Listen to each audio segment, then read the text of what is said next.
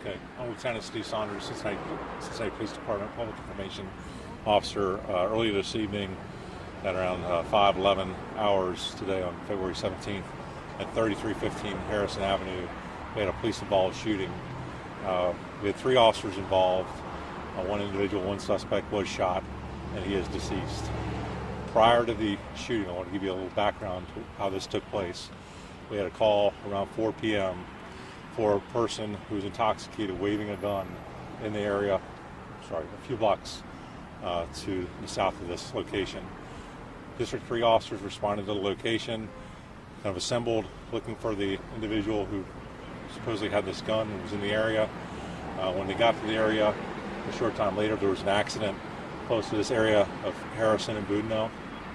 After the officers arrived at the scene of the accident, they determined that possibly the suspect who had left the vehicle just crashed was also the suspect involved waving the gun. The officers confronted the individual a few blocks down from the accident scene. The person initially complied with the officer's request to just really comply with their demands and their orders. And as the interaction went on, the person retrieved a gun from their waistband. The officers perceived that threat. They fired upon the individual, and the shots did take effect. And again, he is deceased at this time. Any further questions? All 3 officers shot? All 3 officers shot. We did have 2 other officers who were also at the scene. They did not shoot.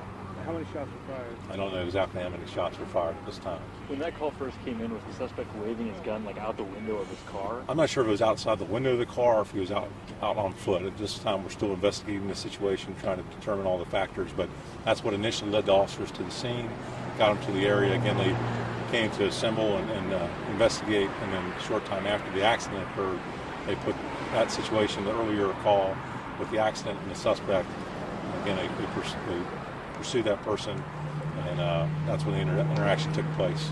That interaction was around 3315 Harrison Avenue. 3 officers, did they arrive all in separate cars, or were 2 of them together? I honestly don't know if they were together or separate. At this point, I'm still working on preliminary information with that as we have it. At this point, what kind of gun was used at all? Or? I'm not sure what type of gun it was. I believe it was a handgun, but I'm not sure what type of caliber or anything like that. Lieutenant, anything about the suspect, like how old? Yes, I'm sorry, yeah. We did, he's a male black, 36 years of age. We don't have an identification at this time, and there's no notification that's been made, so we'll get that information as it comes out. I'm sure tomorrow we'll have a press briefing and give you more information as it develops, but at this point, this is what we have together on the investigation. Security camera at the gas station. I don't know if that's, I'm sure our investigators from the criminal investigation section will look at that. The officers, can you tell us anything about them, how long they've been on the force? I don't have that information for you at this time.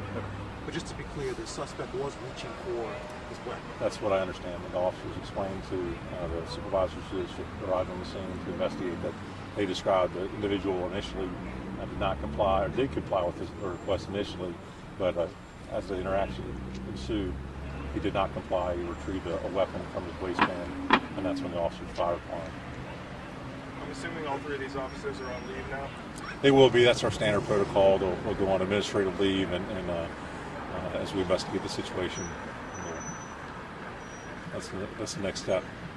I don't know if you feel comfortable asking this, but what's the demeanor when an officer has to go through sometimes where they fire a shot like that? It's the last thing you want to do. Nobody goes to work at all with the intention of having to use their firearm, but if they're faced with a situation, it's a life or death situation, and certainly that's an option, and you have to weigh those circumstances, and it's a very difficult situation to be involved in.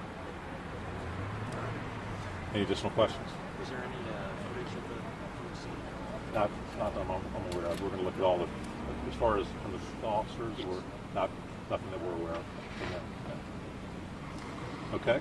Lieutenant, Thank you. thank All right. so much. Appreciate it.